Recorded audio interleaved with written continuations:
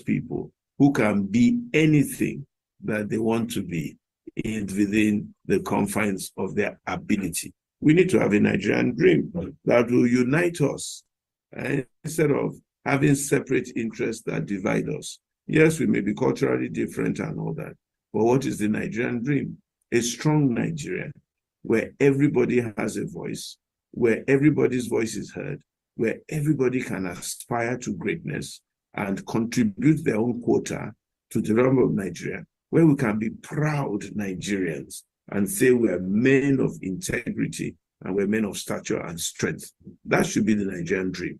A prosperous Nigeria with prosperous individuals who can aspire to become anything without knowing anybody, by the force of their and the tenacity of their competence and their capabilities, where the nation provides an even playing field for everybody to contribute their own quota to the development of Nigeria and the African continent.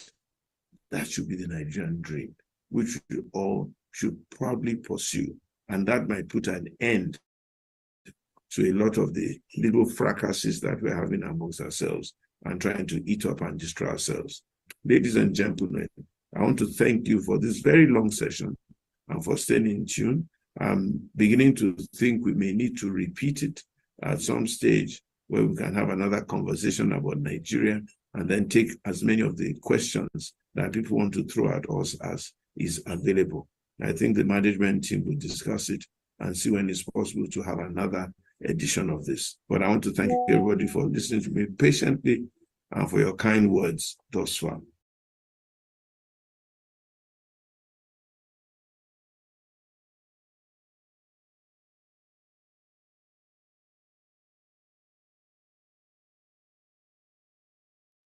Please play the other clips while we're waiting for our guests. They'll be joining shortly.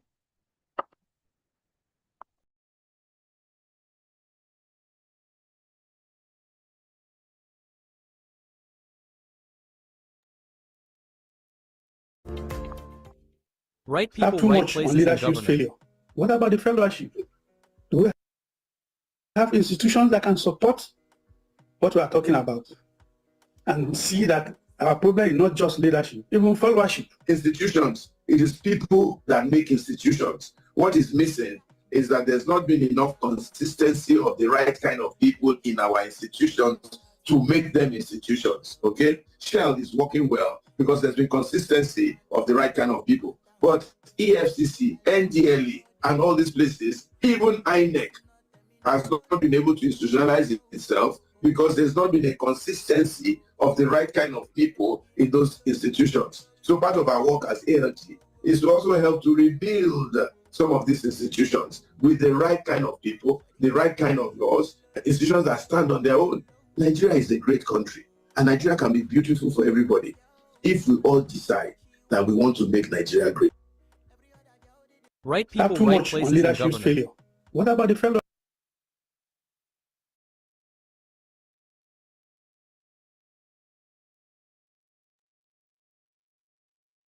Thank you, Paye. Pastor Sonny is in.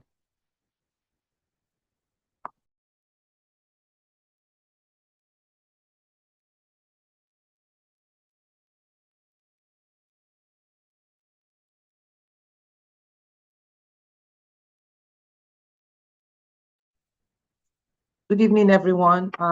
Pastor Sonny is in. We'll be starting shortly. Thank you for joining us. We are glad you're here this evening. Pastor Sonny, I think over to you.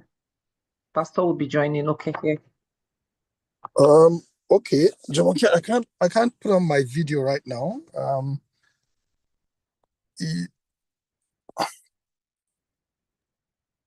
Okay, that's fine. Whenever you can. Good evening, everyone. Welcome. We're glad you could join us this evening for another edition of the Nigeria Leadership Series, powered by Tri-Africa Empowerment Foundation, also known as the Africa Leadership Group. So we're glad you're here. Our guests will be joining us shortly. They should be in. Congressman Oyewale, if you're in, please identify yourself so that we can make you co-host. Segun Adeyina is on the floor. and they have a session going on, but he will be joining us as soon as possible.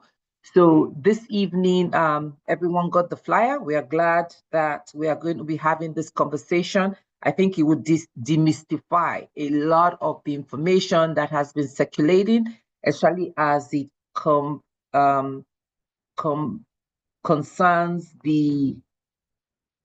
concerns Africa. So, Mr. Charles, is that from Segun Adeyina that is still in the chambers that is discussing number 105? Can you confirm it? That is That correct. is him? Okay. Yeah. And Congressman Oyewale would be joining us. Can you please confirm? Correct. We are waiting on him. I haven't seen him on the floor yet. Maybe while we're waiting, Pastor Sonny, I don't know if you have anything to say before Pastor Itwa joins us. Maybe we can have some conversation while we're waiting. Well, thank you very much, Jumoke. I think the conversation today really is about the impact of aid and Africa. It has been a long conversation that even African leaders have been, involved in. And we really, really want to know. We've been saying for a very long time that we want to be on the table. We don't want to be on the menu. And, a lot of African countries actually have more than 50% of their budget funded by aid from various sources and all those places. So we have seen Donald Trump and what he has done in the recent time in America, cutting off the US aid and saying they were going to review it. So what we are looking at is really the impact for us on Africa. I've had many analysts say, and we can have a conversation, what a few of us think maybe before our main guests come. Is it good for us? Is it bad for us? Should it have been gradual? Is it good to yank it off the way he just did? I mean, all these are the conversations we want to have. So what are we going to look at? I spoke to a doctor friend who said that a couple of the patients they were looking after, all these antiretroviral drugs used to come and actually know a patient that has HIV and has been collecting this for so many years. And she said to me, Pastor, I have to now look for a way to start buying it. And she's not she doesn't have a lot of money like that. So one way or the other, I have to get involved. So what's the impact of all this for us in Africa? And I think that's what the conversation is about. So while we wait for our guests, Pastor is also in, Pastor Sonny. Pastor, I think Pastor is in, and then our guest is also in. So maybe you can hand over to Pastor Itwa. All right. You've handed over already. Okay, sorry. Pastor Itwa, thank you very much. Over to you.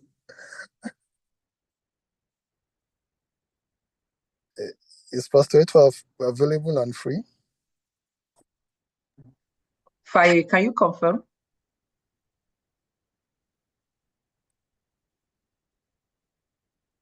Okay. All right. Our guest is in. Dr.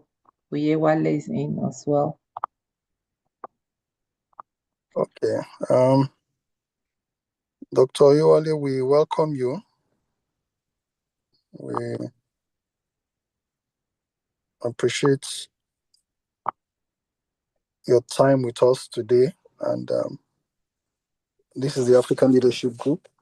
We have this Nigerian Leadership Series every Thursday where we discuss topical and national issues that impact Nigeria and Africa as a whole. And today, we are very happy to be discussing with you the U.S. foreign aid halt by the President of the United States of America. What are the implications for African countries and what remedies or what options can they possibly look at? And the way it goes is that we will have, it's really a question and answer kind of thing. But if we will speak to us, Jumoke, I don't have the CV of the guests. You want to speak to that or we can just go ahead? Yeah, I think I can speak briefly Okay. to his guest. Thank you, Representative Omolewa. We are so glad you could join us this evening. And we're actually very proud of your achievements as I think one of the youngest Nigerians to attain this elected position in Washington, D.C. So Dr. Oye Owolewa is a PharmD, is a doctor of pharmacy, and he's also a U.S. representative to the District of Columbia. And I think he will tell us more about himself. So thank you for doing this. I know it was short notice, but we are glad you're here. And you will be demystifying a lot of these conversations that have been going around because you are directly involved in this administration. We sent you that letter. The format is usually our principal, Pastor Itwa Ighodalo, will start off, but he will be joining us shortly. He has a meeting that is running over, but he'll be here. My name is Jumoke Akintelo, and you just heard Pastor Sonny, who is the first vice president of the organization. I'm the second, and he has spoken to you about what we try to do here, which is enlighten our people, not just for Nigeria, but for Africa as a continent. So thank you for joining us this evening. So glad you could join us. So we'll start, as Pastor Sonny has already asked you. Executive orders are flying all over the place. Africa is greatly impacted. The AIDS coming to Africa, that's a different conversation. But we want to start off with that. What do we need to know? What are the impacts to us as a continent? And how do we begin to prepare ourselves, even as a nation of Nigeria and then as a continent? Thank you. Yes, thank you for inviting me here for this conversation. You know, as you mentioned, as a Nigerian elected official, not only am I ultimately, you know, responsible to my constituents here in the nation's capital in DC, but also all those that share my background, whether it's young, whether it's child of immigrants, but especially Nigerian Americans and Nigerians on the continent. This crisis that we're having now, when it comes to either immigrants or people in other countries, has essentially started since Donald Trump's campaign. You know, we're seeing him say America first, but that's kind of under the clause of anti-white or anti-anything that could be seen as different. So he campaigned on such issues and really stoked the fears of people in America who didn't like to see folks that didn't look like them succeeding. So upon his victory in November, he started, increasing his violent language about how he was going to treat people from other countries or people that are immigrants or children of immigrants here. So upon his inauguration on January 20th, he started a fury of executive orders. And what executive orders are is essentially a policy or a mandate set up by the president that can override a congressional vote. So typically, legislation-wise in the United States Capitol, whether it's Congress or the Senate, legislation moves very, very slowly. So it could take about a year or half a year for something to pass on a normal basis, unless it's like emergency action in terms of paying for wars or funding and things like that. So executive orders are usually ways to kind of circumvent that process to get something done a little bit faster. In the past, you've seen executive orders used to support minority groups or LGBTQ plus communities across the world and whatnot. When President Biden was first elected in 2020 and then became president in 2021, one of his very first executive orders when it came to the continent of Africa was the treatment of LGBTQ plus people. So I'm not sure if you remember this, but Kamala Harris went to Ghana and actually stood on stage with the Ghanaian president and mentioned such issues. Now, when it comes to this issue specifically right here, because that was the nature of your question, Donald Trump, he started going after immigrant groups here in the United States. So he challenged birthright citizenship. So typically when someone's born in this country, you are granted citizenship. Now, under that executive order, if one of your parents was undocumented, your citizenship could be questioned or revoked. So even if you were born here and you would stay here for your entirety of your life, you could be deported to a country you've never been to because your parents were undocumented. They're increasing their ICE raids across this country, going to sacred places like churches, places of worship, healthcare facilities like hospitals, and schools. And when in previous administrations, those were off limits. Now, the conversation at hand. He also put forth an executive order that will essentially end or cease all funding and support for USAID. Now, in the news, it says we cut off all funding for every single country, but there's actually one exception. They're still funding the resource going to Israel. But besides that, every other country has essentially been cut off. Historically, in 1961, there was an executive order that established USAID, which supports humanitarian efforts, supports other countries that are going through issues and whatnot. However, there was a subsequent House and Congressional and Senate legislation to establish the USAID. So, as Trump in all these other ways, when he overreached to his executive orders, there has been a court filing and a lawsuit to halt this action. So Donald Trump is trying to end USAID, but there is a lawsuit challenging that, so it may not stand. With that said, we have seen a cease of funds going to other countries, and this is where we answer your question directly. A lot of this funding has not only supported humanitarian efforts, but has also stabilized countries that are going through issues, going through conflict, and it was our way to essentially support and handle a situation before they arise in the flame. The United States is starting to get more involved in issues all across the world since the 1940s in the World War II, because we saw what happened when we weren't involved. We got attacked, and figuring out our way to get more involved in other countries helped our national security by keeping other countries secure. And when countries become insecure, or when they become destabilized, a lot of people flee that country and sometimes end up in this country. So finding ways to stabilize other countries have been a way to increase our national security. Trump is now threatening that. Recently, if you checked out what was going on in Africa, some of the conflicts, there has been a recent increase in violence in the Congo, the DRC. The M23 took over a mineral-rich city, an area of Congo, and there's reports that Rwanda has been involved in it, allegedly. And that's just one example of the United States taking their finger off and seeing the consequence of such. Even in continents like Europe, we're seeing the destabilization between the Ukrainian and Russian conflict. So the very idea of canceling USAID abruptly has had rippling effects, not only in those continents, but also here at home too. There's thousands of workers in DC that are now furloughed. They're being offered buyouts that they don't want to take, and essentially have their livelihood snatched from underneath them because of that executive order. So not only has it impacted other countries, it's also impacting our local economy here in the district and throughout this country. So this executive order has been devastating. It's been abrupt. There has been no sense of wind down to help ease the transition.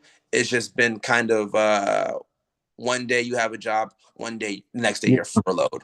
There's been plenty of rallies in DC, which have been, really staffed. Really been attended by folks who are in families of government workers and beyond, because this current administration is trying to slash our federal government and our public service. I don't personally know why, but it seems as if he wants to just punch down on people and exact as much pain as possible. So hopefully I answered some of your question. I know there's going to be future questions as well to go over. Yeah. Thank you. I don't know if our president is available now for his question. And if he's not, maybe Pastor Sonny, but I have a few, and, playing angel's advocate. But let me find out if Pastor Itwa is available to start, to ask some of his questions. But we are glad you could give us the background for this. Faye, is Pastor done, or is he available? Or I should go ahead with my questions? Go ahead with your question. Okay. Okay, I want to play angel's advocate because I'm never devil's advocate, right?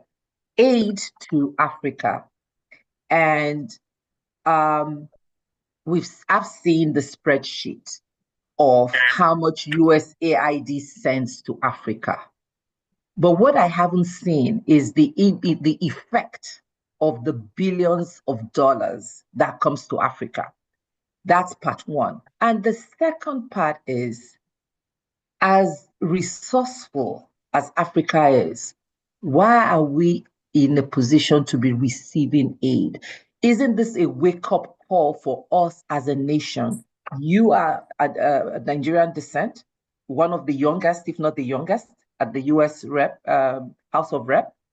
And all across the globe, we're doing great exploit. Mineral resources, this same first world country that are in turn sending aid to us are using our resources to now send just a fraction to us.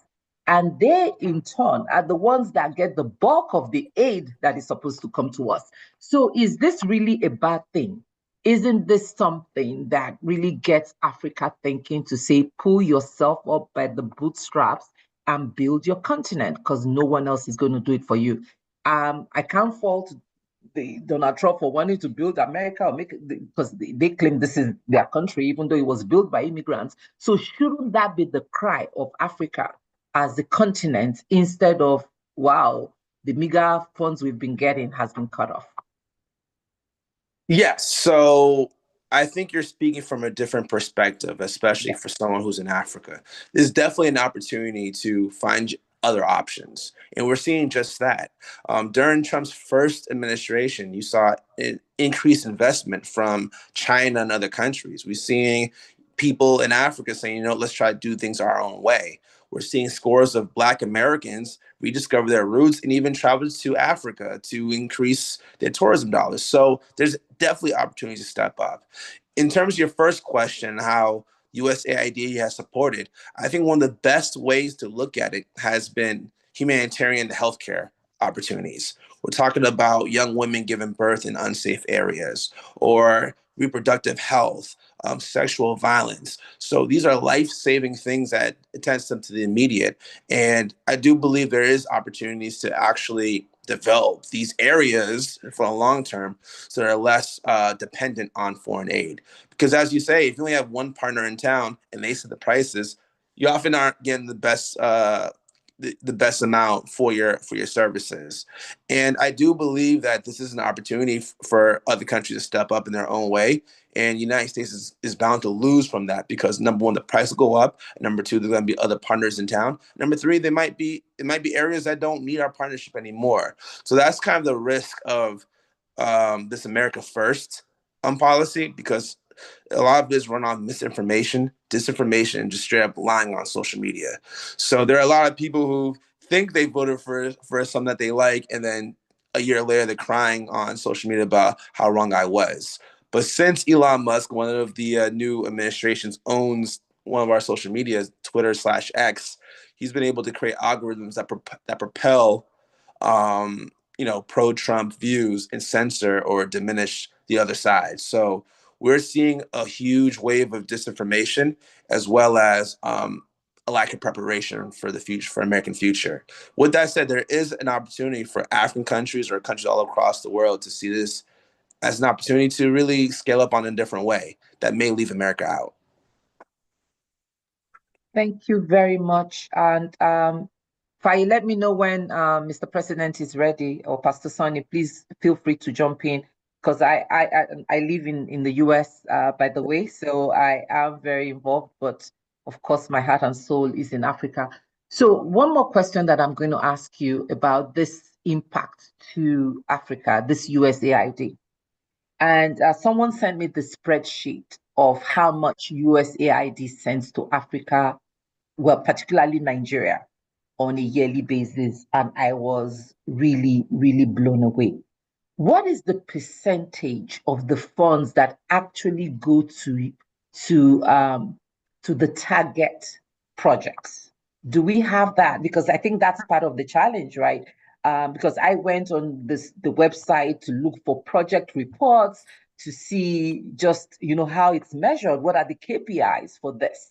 And I wasn't really able to find anything. So is this also a mask corruption using Africa to say, well, here is all this aid we're giving to Africa. We're giving 3-4 billion to Africa, but how much of that is really going to the rural areas, to this education, whether it's medical education or interventions? How much of that, what percentage of that really gets to the people or to the projects that is earmarked for? Thank you. Yeah, that's one of the biggest criticisms that I've heard to USAID. It's hard to keep records. It's hard to keep records on what you're doing in another country. It's hard to, really attain the data, especially if you're going through other agencies and other countries and other governments. It has been a source of skepticism of how effective it's been. So although I don't know the numbers myself, I can look into it, but I do believe USAID's website has been taken down, or at least has been scrubbed off of what it was before. I do have relations within USAID, so I can probably get some type of information. But in terms of extrapolating the percentage that went here for what purpose, that might be difficult to find. But I will follow up with you on that. It's not, as someone said, it's not impossible. So at the very least, even if we have small segments of projects, to see how effective it was and what the turnout is and how the money was displayed, making sure it wasn't administrative costs, make sure the money didn't go to the governors and the government and more to the people. Those are some questions that oftentimes go unanswered or underanswered. Yeah, and we did some research on that. I got that information and I dug through trying to make a report. Yes, this was the benchmark. I started off with education, whatever it is, however, whatever that benchmark, that established benchmark was. And after 5 or 6, this is what we got. It was available in some, but in a lot of areas, it was try to find needle in a haystack, and I'm not advocating for or against. Right. As an African, I try to find those questions to really say, are these real aids to us as the continent, or are we just being used? That's one of the questions. So we're talking about these policies, and I know there's Africa Desk at the different parliaments.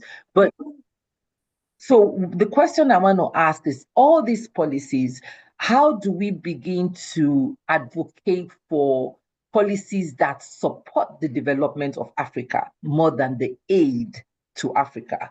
So that's one question. And I know you are a US rep, so if you can also speak to that. Thank you. Yeah, so in the previous administration, there were huge strides in developing that conversation.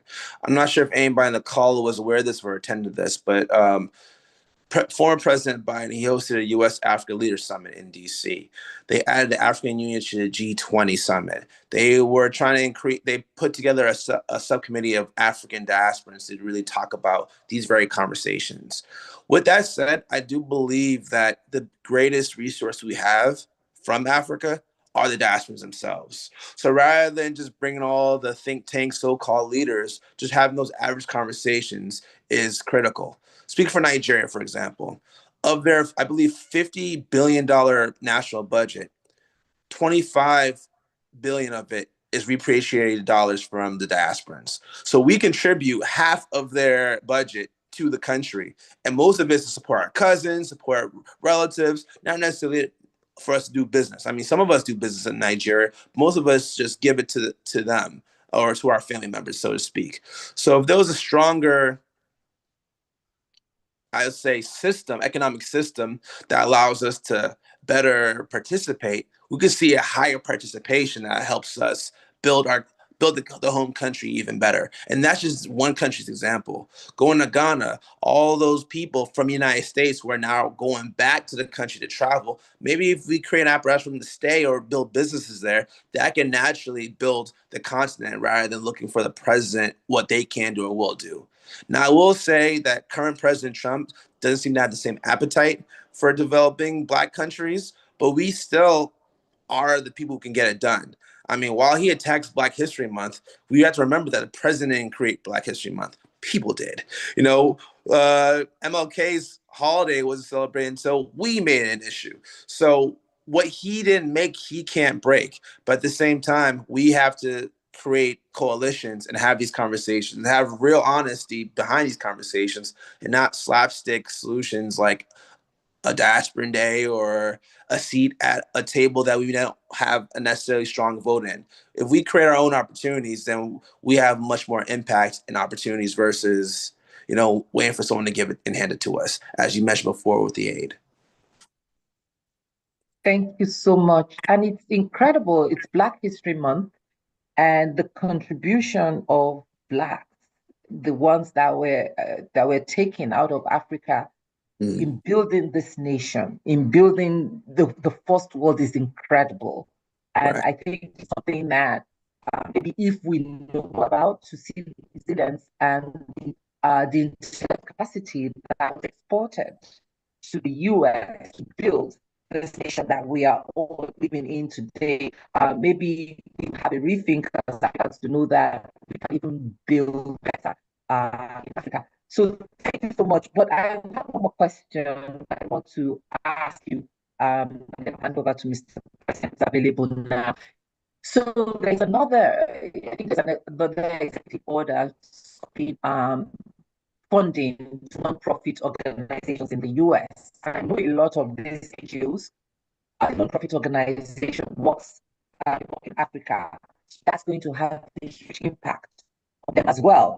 So in addition to the USAID, that one for now that is being stopped, these other one where individuals like us as an organization can get funding to educate people, that is also being stopped. Can you also speak about that? Because it also affects the US organizations as well. Yes, the Trump administration is attacking anything Black and brown, whether it's DEI, whether it's supporting immigrant children, anything that has to do with a Black person or a brown person, they're looking at it. In this office, rather than just complaining about it, we're actually creating programs and seeking other resources and opportunities. It may not be as big as the federal government, but people are out here trying to help. We host something called a Capital Business Seminar, where we teach minority business owners about getting certifications and contracts. We have an immigration town hall coming up next week on the 22nd with immigration attorneys and agencies willing to support. Now, the reason why I bring these things up is because there's a church in D.C. that is ready to give out hundreds of thousands of dollars to organizations that do work with immigrants. Now, while $100,000 is just this amount compared to the billions of dollars in this country or the federal government, we do have to be creative in seeking out what opportunities and where our supporters can come from. People do want to see immigrants being taken care of. People do want to see Black and brown business owners being taken care of. So we're trying to find unique ways to support the communities. Now, back to the question about the administration and their assault on diversity and organizations that support folks who are often marginalized. We have to continue fighting back. We have to continue, letting our voice be heard. And we also have to let people know why these are important. When Trump goes after Title 11 or diversity in affirmative action, it's the white women who are getting hurt the most. And they don't even realize it until these programs are taken away. When Trump is out here trying to slash SNAP benefits and Medicare and Medicaid, it's people in white rural America that's being affected just as much, if not more, than people in the inner city. So it's only sometimes when things go and they're gone and they're being attacked and restricted, do people finally realize that it's not just Black people dealing with this. It's actually more likely going to be you or people that's around you. And that's when they really see their regret. I don't want to say people are racist, but sometimes it's easier to see someone else get punched down until you realize it affects you. And we're not trying to get to that point. We're really trying to support people, really trying to make sure that even if the president isn't saying nice things or doing good work, we're trying to find other methods of support so you can actually get what you need. Hopefully I answered your question. Yes, you did. Thank you so much for answering my questions. Mr. President, over to you, sir. Absolutely. Well, you can go on now, and let's see how far we go. So let me hear you. Then I will jump in as needed. Okay. Okay, Jumoke, let me just take one or two. Let me get the drift of what you all are saying. Go ahead, Pastor Sonny. All right. Thank you very much, Representative. I hear you. From the tone of the conversation, it will depend on the divide, on which side of the divide that you are in America. The American people voted for this president overwhelmingly. We are not really I don't want to dive into the American politics of it, as it were, although that will be where you are more concerned. We are looking at the impact for us in Africa and how should we respond. The question is, we have been receiving this aid for God knows how long. Right. And I mean, I will be happy if I see any country that will continue to give me aid. No matter how much I have, I can still do with some more support.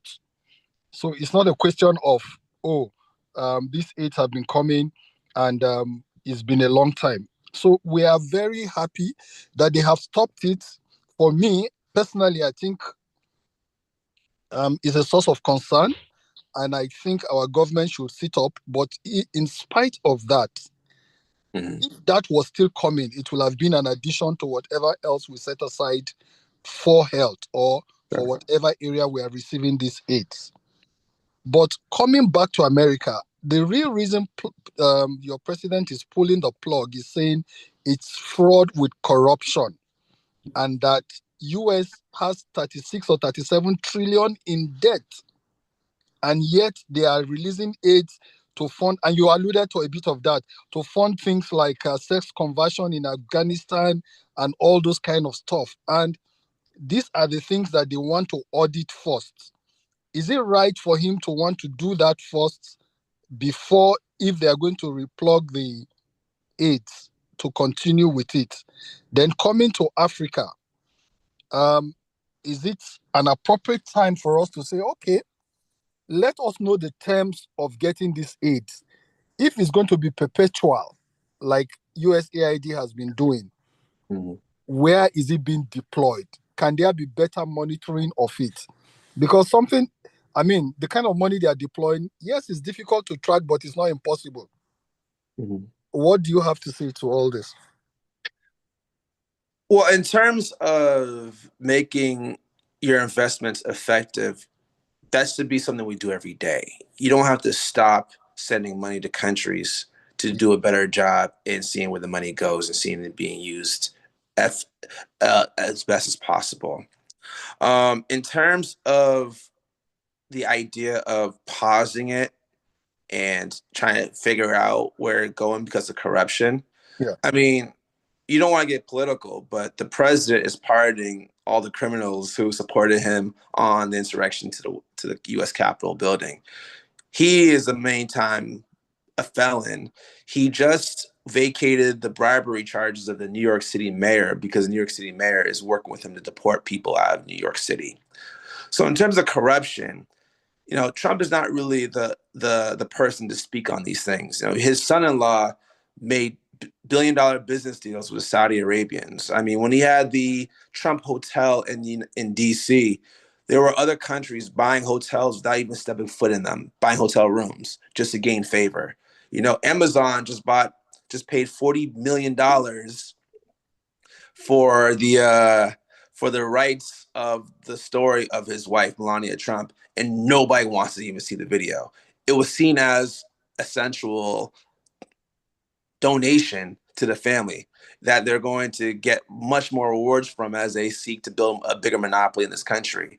So in terms of corruption, I don't think it's something that Trump is really going to be able to stand on morally, but he just wants to kind of beat up on other countries and give a reason why folks shouldn't be able to receive these life-saving funds potentially. Now, but in terms of auditing and making sure the money's being spent correctly, I fully agree with that. I just don't believe we need to essentially stop giving countries life-saving measures to do so. But at the same time, though, in terms of seeing it from the other side, the other perspective, as was mentioned before, this is an opportunity for countries to scale themselves up. If the money stops, then how are you going to survive? And it's up to other countries to keep themselves safe, that is their responsibility to protect the interests of their residents. So it is going to be an opportunity to see how these African countries, these Asian countries, these South American countries respond to this, because they shouldn't see this money as perpetual. They shouldn't see American aid as a constant. They should find a way to increase the value and the security of their own nation, because that's what they were voted for the most part to do. So hopefully they respond to this challenge positively, and hopefully they can develop their country from the inside using the talent that's already in their countries. All right. Okay. Thank you. I think we got a bit of that. So countries should find a way of keeping their people safe. These things cannot be perpetual, but in the meantime, if this thing can be gradually wound down, because just pulling the plug all of a sudden, I think is a bit it's really impacting. Like, I give a personal example. I know somebody that gets some free antiretroviral medication because of the support of this USAID. Pulling that now, the person can't afford and is now looking for support elsewhere. So I believe that if there will be a reconsideration of at least some of the aspects, maybe not all, and like you rightly said, Trump was elected to be the president of America, and he's looking out for the interests of America, so to speak. Even though you say he's not the right person to speak on corruption or not, that's the way these things go. So thank you very much for putting that in perspective. So if you were to advise African leaders now, how would you say they begin to think about taking care of their people in African leaders and South and Asian countries and Latin American countries, not just Africa? How should they go about getting around this policy to help their people? Because most of these drugs are still manufactured in America. Well, speaking about drugs, there are so many aspects of the AIDS. Most of the goods that they get, sometimes it's not the physical funds that come to us. It is what is manufactured. So it keeps industries going in Africa. It keeps the companies working, because most of these AIDS that we get comes in form of the drugs and co. So the manufacturing companies in America are kept open and working. If that is pulled, how can Africa and the rest of the world benefiting from this respond, to that for their people? Yeah, it's a lot of what we said earlier. If it's finding more partners or creating more production out of your own country, that would be very important. And as you mentioned before, a lot of this aid was healthcare based, whether it's contraception, using condoms, sending it to Mozambique, or sending HIV medications throughout the continent, or even hepatitis or anti-malarial medications, like things that saves lives immediately, not just, paying for sex-changing operations, as was kind of in the news. And when you look at some of these so-called outlier procedures that are paid for, that is about like 0.5% compared to 95.5% of the life-saving measures sent across this country. And as I mentioned before, this is American national security, because when you make people's lives easier across the globe, these countries are less likely to be destabilized. You're going to see less overthrows. You're going to see less people fleeing the country, possibly going to other countries like here, So this is an investment in a safer and cleaner world. And to these leaders of these countries, they should already be thinking about ways to protect their constituents, their residents. So it's really important that they reconvene, they work more together and find solutions to these problems. A lot of these drugs are made in India. A lot of these drugs are made in Indonesia. So creating those relationships with those other countries directly is also something that I would advise if they haven't done so already. All right. Thank you. Thank you very much. I think we'll be opening up a bit for questioning. Our Pastor Itoa is ready with a few of his own questions before we open it up to the general. Jumoke, over to you. Okay, thank you. Thank you, Pastor Sonny. We have 2 hands up. If you have a question, please go ahead and raise your hand. And usually the way we do this, Rep, is to take 3 questions together so that you can address them. Okay. We know your time is very precious to you, so we'll try to keep to time. So I'm going to call on Abednego. Please go ahead with your question. And also, please, let's try to keep it very respectful. This is not a political platform. We are not for Democrats or Republicans. We are trying to just get things done right. So please keep your conversation respectful and courteous. Thank you so much. Go ahead, Abednego. Okay. Go ahead with your question. Who you have about?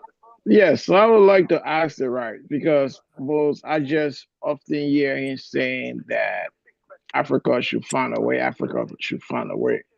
But will you think like some of the way that Africa can redirect resources by having overhead expenditure cut to divert it to these area that area provide, or to the increased tax on foreign investment in the country in order to help generate extra revenue to be able to fully take care of their country and carry on the same austerity measure within government? Because most of the time we see African government expenditure are most of the time wasteful. Don't you think that African leader can learn from? Let's look at the positive side. Thank you. Do you want to take that and then we'll take the next one? Right? Oh, I thought you told me I was going to get three questions at a time. We have only 2 hands up, so you can take that one and then we'll take the next one. Yes. Hello. My name is John L. Menifee with Solar Time. And, in terms of the U.S. businesses that were supported with the USAID program, it's not just the international side, it's the U.S. businesses that were supporting USAID to meet its goals internationally. So with that being said, with the way this just ended in 7 days, they went in on Saturday, they basically tried to shut it down by Monday.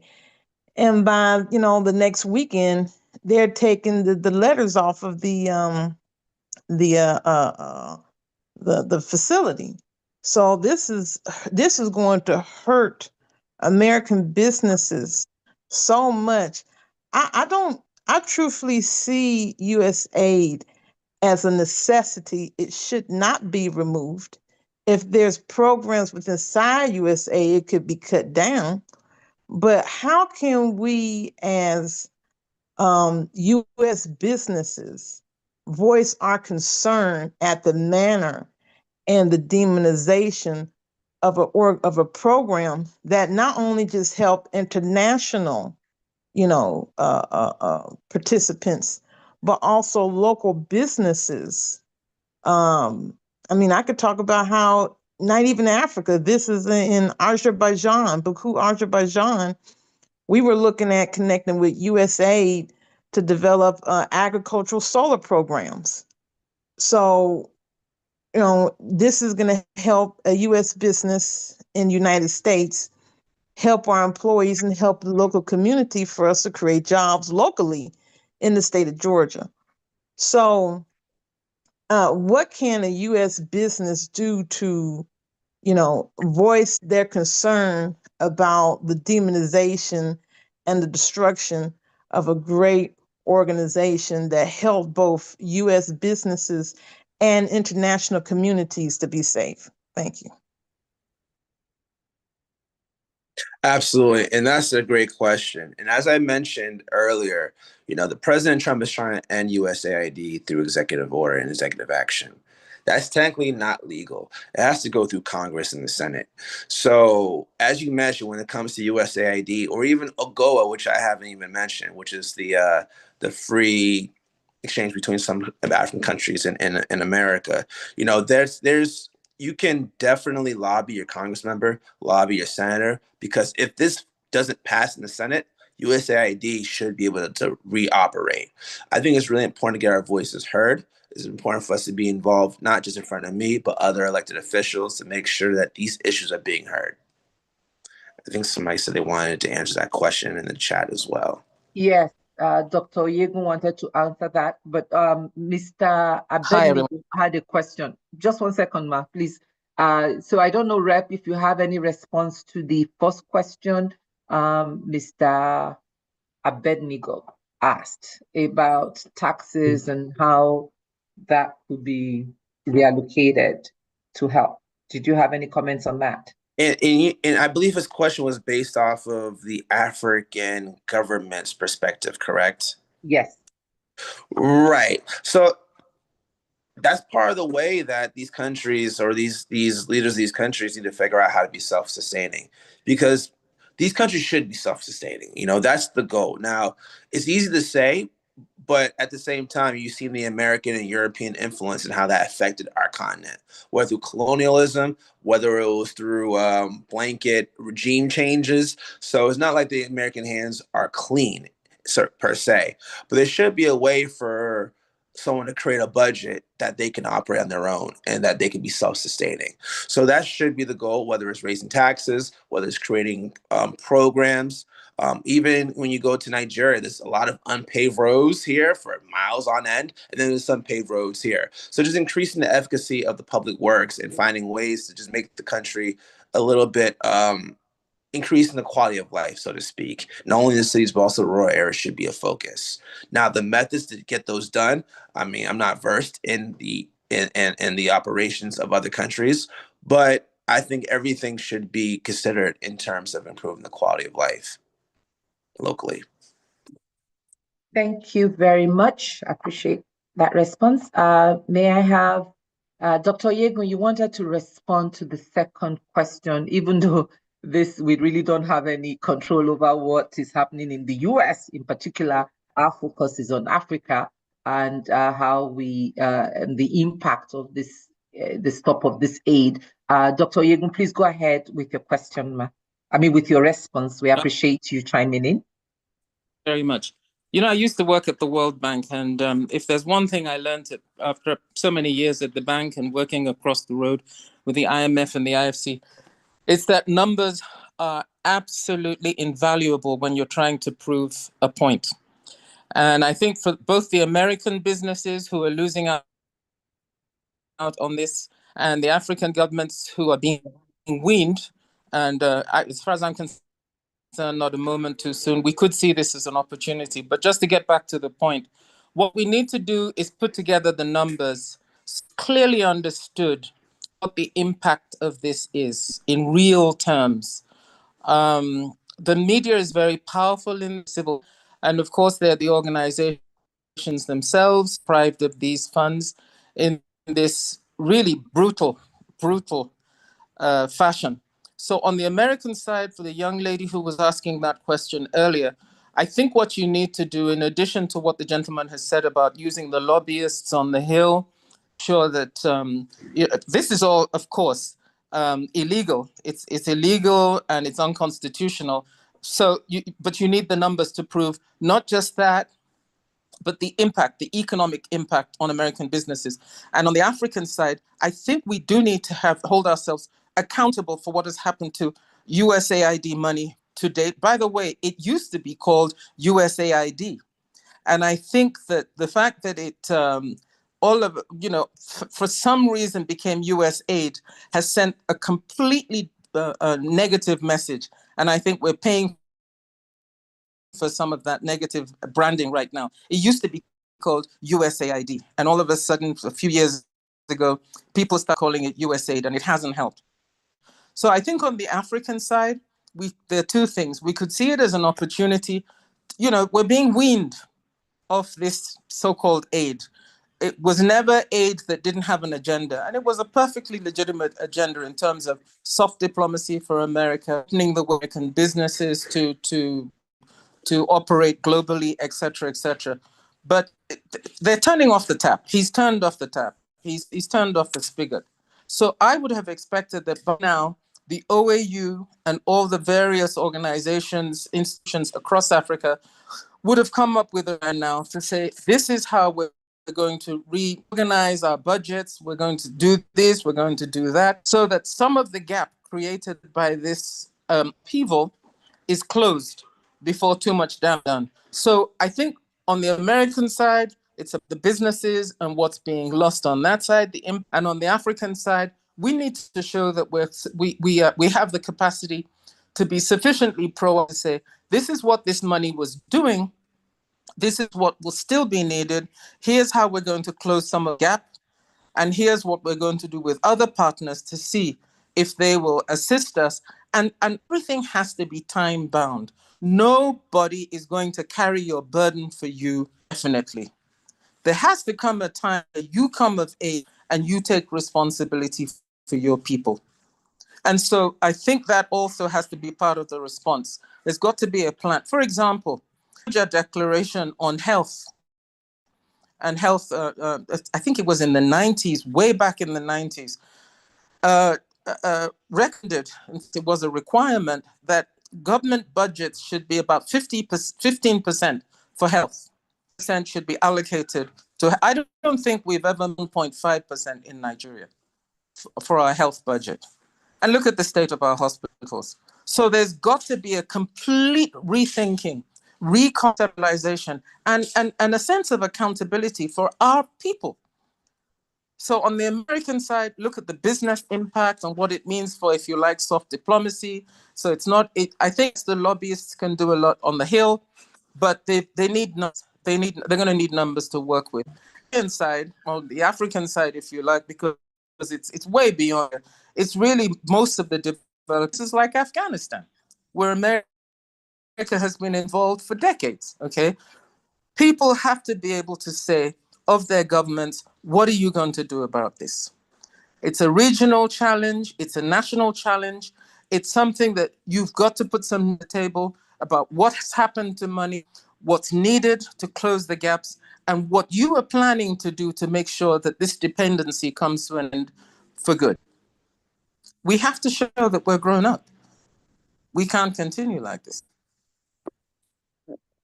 Thank you very much. And I particularly like that response, that we need to plan a response, not reaction, not react to all these things. And hopefully that's a conversation that we can have, not just a conversation, but actually a game plan. How do we begin to address these gaps, right? Where do we come in to stop maybe bleeding, because it's going to cause bleeding in some areas. So that's probably something that we'll be taking you up on to begin to have that conversation and see how we can come up with an action plan to really address this, because there will be a lot of repercussion, but we can't just sit this out and wait it out. Thank you so much, Ma. Appreciate you. No, you're welcome. So I'm going to take Professor Grange. I have 4 hands. And because we are up on the hour, those may be the last 4 hands that we'll take. I'm going to take Professor Grange and then Pastor Funke Awolowo. I'll take those 2. And then the last 2 would be Auntie Yemisi, my aunt. And Samsung, please rename yourself. We can't call you by your device name. And then my sister, Patient Keys. So those would be the last hands that we would take this evening. Thank you so much. Go ahead, Professor Grange.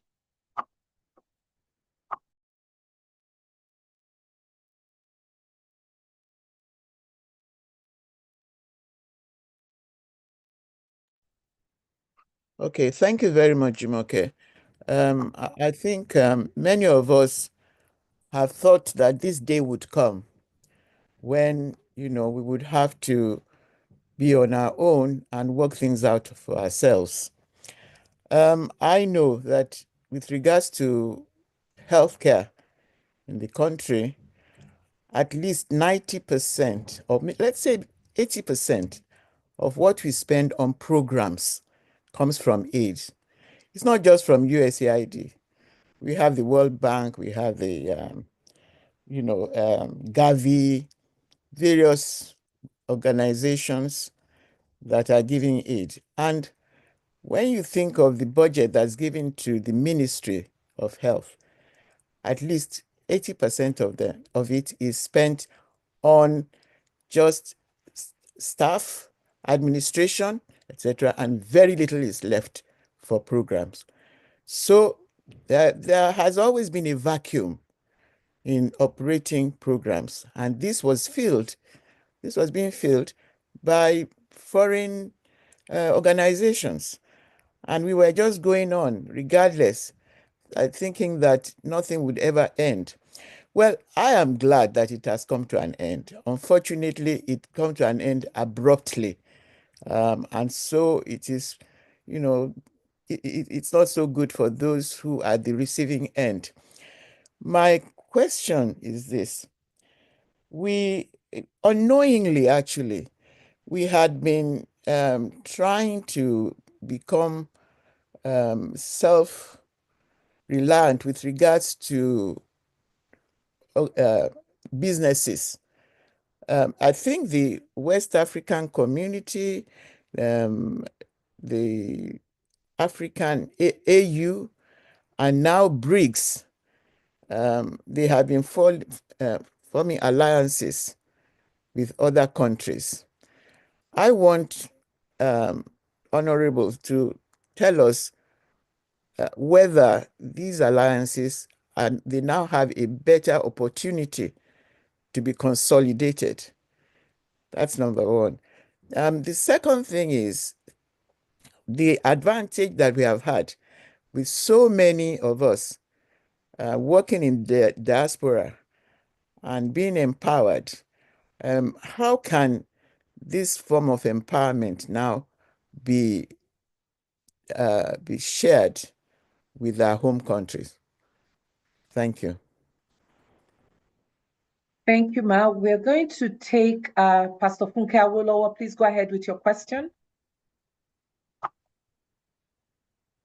I've asked you to unmute, and I may have muted you back. Okay, thank you. Go ahead. Okay, all right. Thank you, my dear sister, and well done, my Nigerian in diaspora. You're doing a good thing. I want to actually talk about President Trump's why he was attractive to people like us, especially when you take that religious flip. May I stop you respectfully, Ma? I'm so sorry. One of the things we don't want to do here is move into the political space of why and why not. We want to stay on the topic. So I really apologize. Okay. Thank you. Well, the point being made yet, is that based on President Trump's stance, which was expected, on churning out the Africans, especially, we knew that that will happen.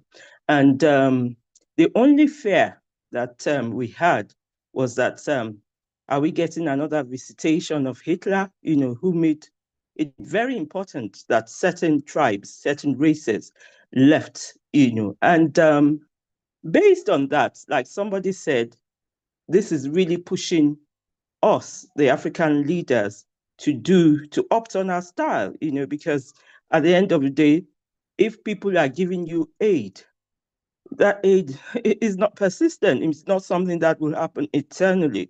And based on that, I want to applaud him because what is coming, even though it's too little too late, it's a reawakening for us in Nigeria, in Africa, and in all the spaces, that is addressing. So I'm not seeing it as a bad thing, so to speak, because, and also when we look at the history, I think they've given us massive opportunity to grow with them and to learn from them.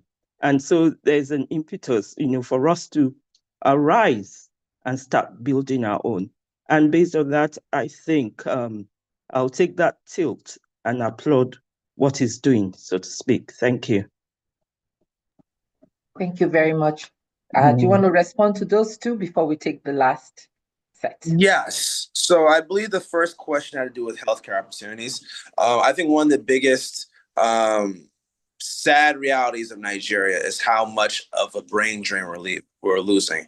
Brain drain is really described as the truly remarkable people of our country who leave for another country for an opportunity. Folks like my parents left for education.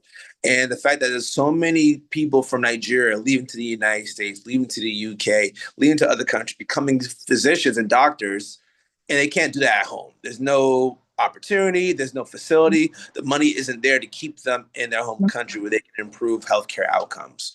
I do believe we need to spend better money on that so the money doesn't just go to the top, but all the way down, all so it gets to the patient, as well as keeping staff members and just keeping Nigerians want to work in Nigeria. The second one was about Trump's reach. As you can tell through the chat, we are not just a monolith of ideas. There are people who are conservative, there's people who are liberal, there's people who support continuing aid, some people are okay with gradually reducing aid, some people are okay with just abrupting the aid so folks can just figure out on their own. None of us are wrong. At the end of the day, I think humanity is important. I think it's important that we allow folks to scale up and do well. Oftentimes in America, as soon as you start seeing Black people catch up, they change the rules, and that's unfortunate. They change the game. They pass laws to keep us back a little bit. So that's something that historically, if you look at that context, things aren't the same because sometimes the platform changes from underneath us once we're starting to get to that level. But I do think it's important for Nigerians, Ghanaians, Black people to vote differently because no political party should have to say that we belong to them. No political party should say you guys should just vote for us just because. Or if you don't know who you're voting for, you're not Black, right? So I do believe that not only should we invest in people's votes, we should also invest in people running for office. I help Nigerians, I help people from all different backgrounds run for office for free because I know how important it is for us to be at the table. And what I really believe is that if we have Nigerian conservatives who are running and winning elections, Nigerian liberals running and winning elections, that if we're on the different sides of the table, then we got better conversations because there's Nigerians on each side. And you can use that term Nigerian with any other race or background of people, but we just need people from all backgrounds at the table. So that's kind of my answer to that question. So don't feel like because I'm a Democrat, I won't support you, or because I'm a Democrat, I don't see through your angle as well. We just have certain differences in opinion. But at the end of the day, I think it is important for us to be reflected in all spaces.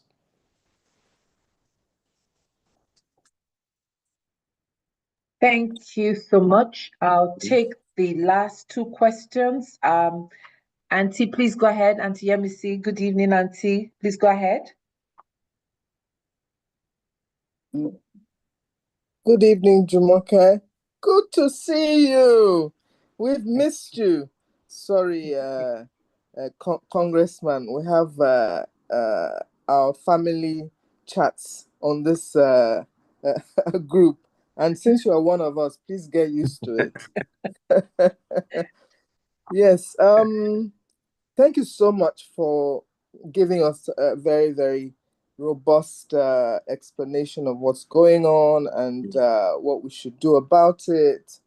My comment is really about, the fact that there were, apart from the criticism of fraud and all of that, there were criticisms about spying, using the agency as kind of a spy vehicle to capture data, influence governments, blah, blah, blah. And I think those sorts of narratives, if they're not true, have to be countered effectively so that people understand what you said stood for. I worked with them many years ago when I was the head of the Nigerian network of NGOs, and I was in Washington and had a lot of deliberations. They do a lot of good work, but the complaint regarding the fact that much of the aid was actually spent in America more than in the target countries has always been there. So my real concern is, are we just crying over spilt milk now? Can this, even though there have been criticisms, there's always a good place for countries to even have programs that will be useful for other countries when they're in distress, when there is war, when there are issues. But is there anything we can do about it? Can this be reversed, and is it possible to have the kind of outrage there's a muted sort of outrage on the African side because we're all feeling guilty for even needing the aid in the first place. But from the American perspective, those who are sympathetic, who have of the opinion that it's important for a country like America to have such a program, we're not seeing the same outrage, the same social media publication regarding the fact that the essence of the program is to target DEIs or Blacks and others. So I think that is a concern that we're not seeing the same. We don't want to complain because beggars cannot. You get it. If you don't get it, well, too bad. But from our brothers and sisters in the diaspora, we're not seeing the kind of outrage I think we would like to see. But some of the solutions, I mean, a lot of people have mentioned, particularly Mrs. Oyegu. But I think also African CSOs need to work more effectively in a collaborative manner to maximize aid, to ensure accountability frameworks are in place, and that deliverables that come from the US or any other part of the world, is effectively utilized. That needs to happen. And secondly, I think there needs to be better structured synergy and collaboration between diasporas, like you, and Nigerians at home, to support trade and to also ensure that the electoral process, which we all want to bring out this, the Nigerians that would do things differently and better, is reformed in one way or the other. I thought those two suggestions should be reinforced when we talk about the outcomes of this meeting. Thank you so much, Congressman Omolewa. Did I get that right? Yes, you did. You did. Thank you so much. Thank you so much. Absolutely. And I agree with practically everything you said. We do need accountability. We do need make sure our money's going where it's supposed to. But at the same time, we can't assume, and I don't want us to believe in that this aid that we're providing is a one-way charity or is one-way benefits going in one direction. We get a lot from it. When there's our national security, if there's a military situation going on over there, our aid helps us get through that door and keeps us having friends. And when you don't support other countries, they're less likely to support you when things go down. And it's very important for us to understand that the reason why the United States has a positive reputation around the planet is because of the aid we provide, and not just in dollars, in resources, in people, in opportunities we provide for immigrants, and the trade relations that we have is very critical. So to threaten that can undermine our reputation around this planet. And like I said before, whether it's redirecting our dollars, whether it's making sure things are spent efficiently, you don't have to summarily end an entire agency to make that point. You can continuously try to improve or turn off a program, turn on a program. You can do more government oversight through Congress to make sure that USAID, or USAID rather, formerly being called, is operating at maximum efficiency.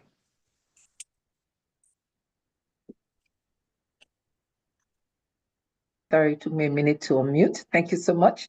We'll take the last two hands. My sister, Patience Keys, and the awesome King Charles for making this happen. I'll take those two hands. Thank you so much. Go ahead, Patience. We've asked you to unmute. Okay, thank you very much, Madam, for calling me today. Yeah, a nice program.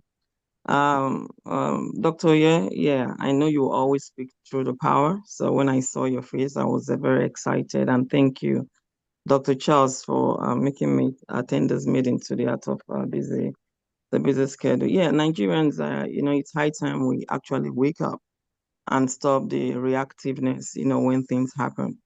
Like Dr. Ye had said, actually the President of America said he was coming to make America great again, not to make Nigeria or any other country great again. We love handouts, not it's just absurd and mind-boggling that even those of us in the diaspora, we even love the handouts more than those in Nigeria. They're actually the ones feeling all the pains and all that. Looking at the two countries, the USAID giving aid to Nigeria and other countries, and what Nigeria actually used those aids to do. One, in 2019, then I was still the chairman of Nigerians in Diaspora Organization for the United States. So we were invited, and USAID, the State Department, were in that program at the Washington, D.C. Embassy of Nigeria. And after the program, I got talking with the USAID and especially the USAID. And yeah, it's good that all those good things you say you're using this money to do in Nigeria. It's good you work with organizations. I'm not saying don't work with the government, because I know everything is about the government. Work with Nigerian organizations that are here. We have NIDO, we have AMPA, we have, we know the geography of our country, we know the terrain. And we live here. So if anything happens, you can hold us accountable and all that. And he said, yeah, you're very right. And all. Then I asked another question. Which areas have you been going, in Nigeria, where these aids are being? He said, oh yeah, the rural areas. I understand. You see, I was just introduced as the chairman of Nigerians in the diaspora, so I know my country. And if we don't have people in the NIDO, we'll look for them, which the guy could not mention any rural area that he knows, where these aids are being pumped into and all that. And I laughed. We exchanged contact. I tried to reach out for how long, there was no response.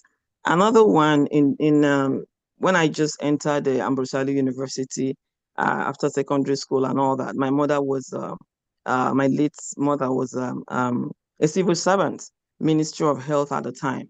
So one of the colleagues was like, oh, they are going to Burutu and some part of Delta States to do immunization or something for polio and all that.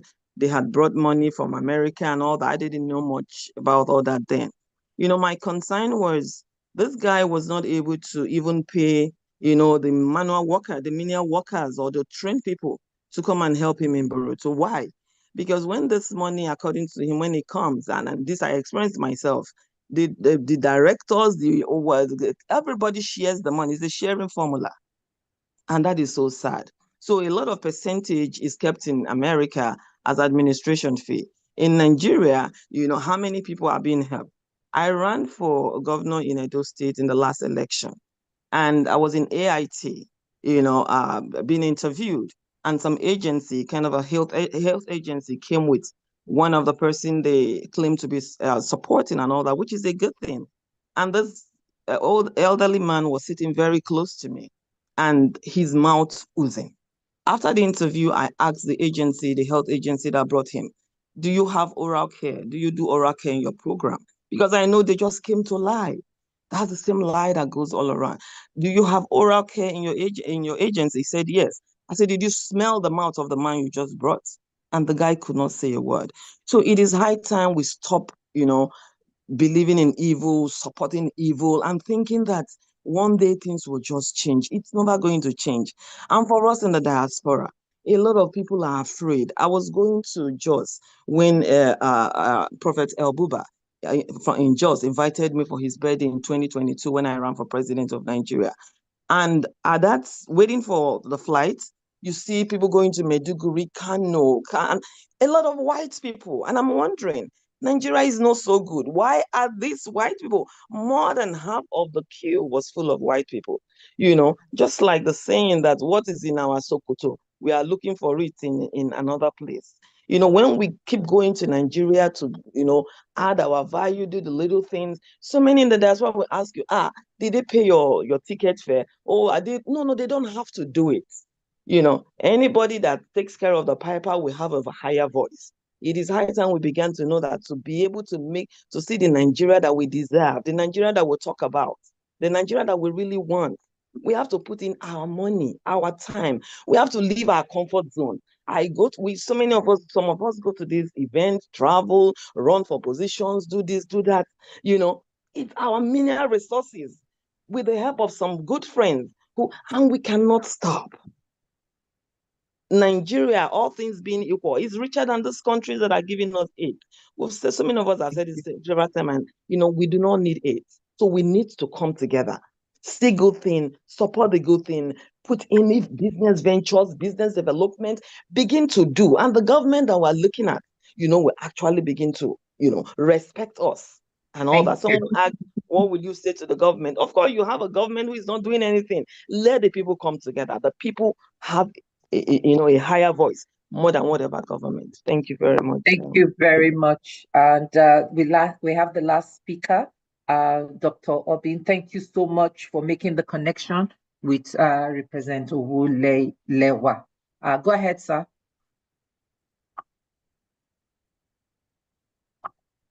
Sir Charles, I've asked you to unmute.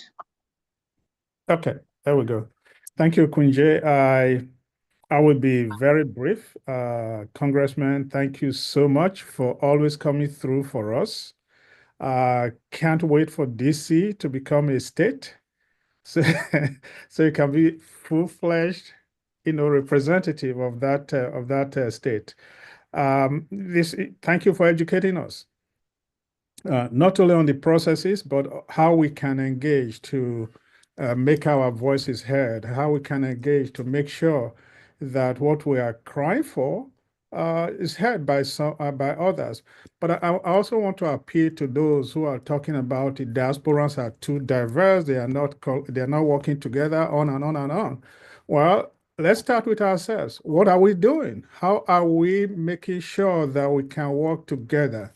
I personally don't have a problem with many diaspora groups, but we have to understand that when it comes to fighting for a common issue, we need to come together as we can maintain our independent groups, but let's focus on the issues that affect us. I think that's part of what the Congressman was talking about.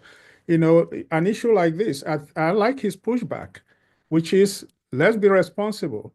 I mean, we complain about our country, our politicians not being accountable. Hopefully, this type of thing is going to make them become accountable.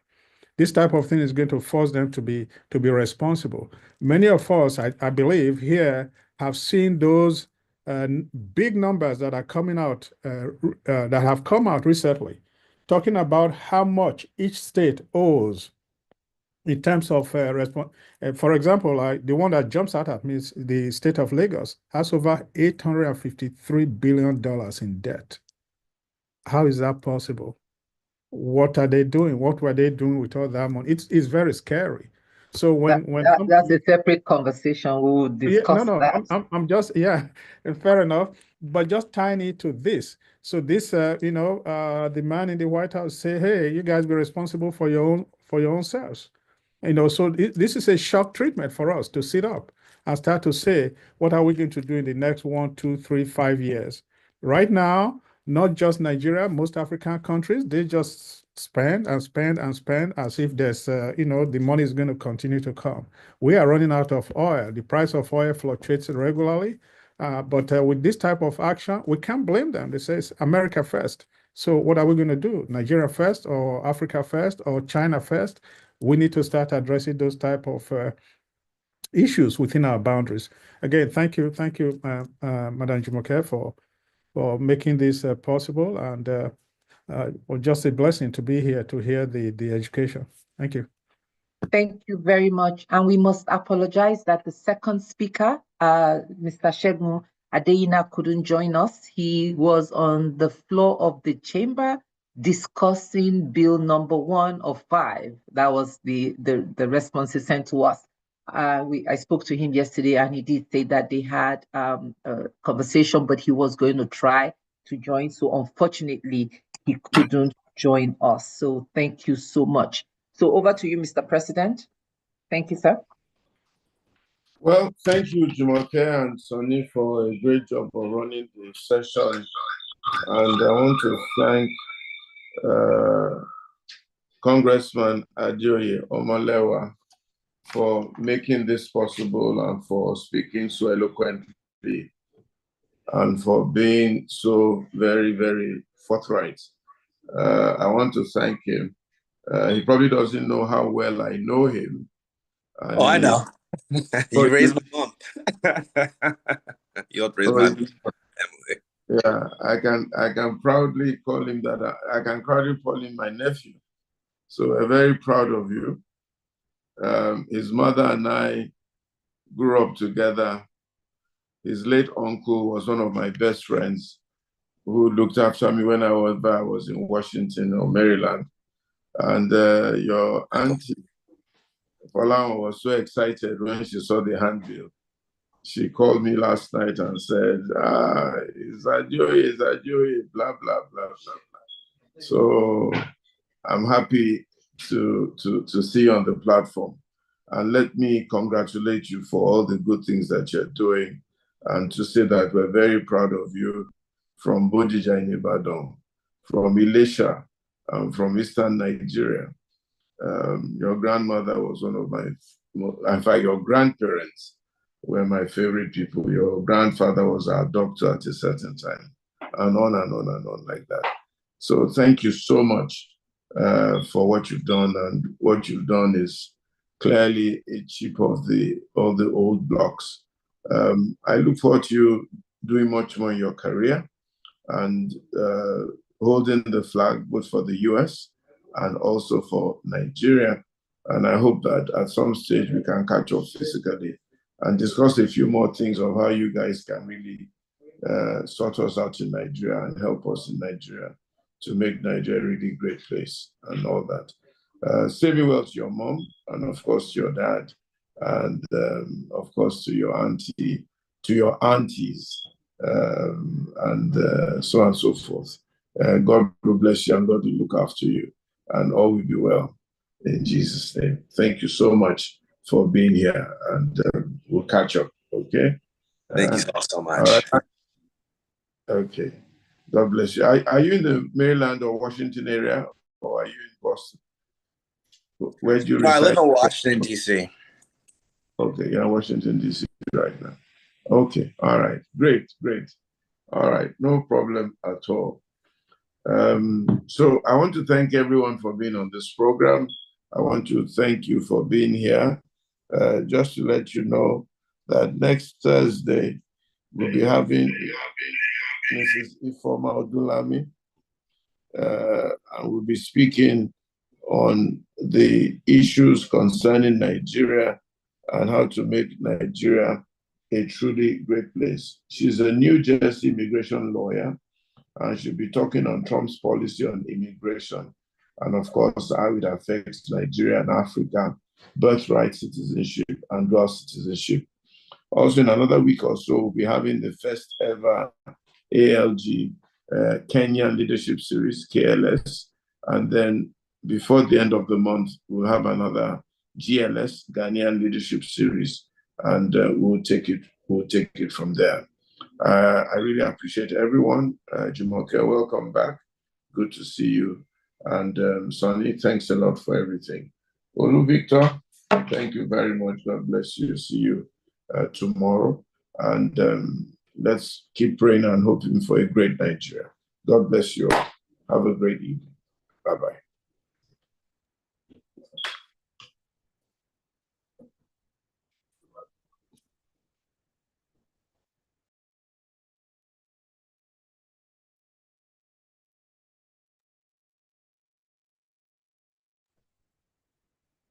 Can you post the flyer in the group chat, please?